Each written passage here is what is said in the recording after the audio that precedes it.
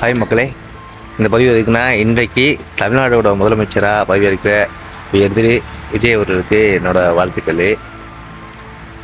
நீங்கள் ஆட்சிக்கு வந்து நீங்கள் அறிவித்த திட்டங்களை சிறப்பாக செய்யுங்க. அப்படி செய்ய முடியலைன்னா கடந்த கால அரசு என்ன பண்ணிச்சோ அதை முடிஞ்ச வரைக்கும் பண்ண பாருங்கள். அப்புறம் நிதி நிலைமை சரியானவுன்னா நீங்கள் அறிவிச்சு அறிப்புன்னா பண்ணிக்கலாம். ஏன்னா ரெண்டாவது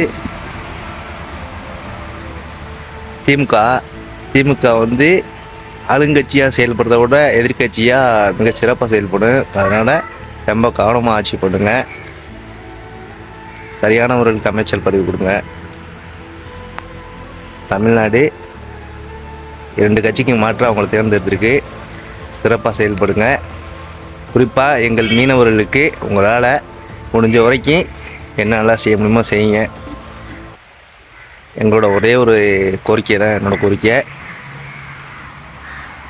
மீனவர்கள்ட்ட இருந்து ஒரு கொள்முதல் நிலையம் எங்கள் ராமநாதபுரம் மாவட்டத்தில் வச்சு எங்கள் ராமநாதபுரத்தை சேர்ந்த மீனவ இளைஞர்களுக்கு வந்து வேலைவாய்ப்பு ஏற்படுத்தி கொடுங்க.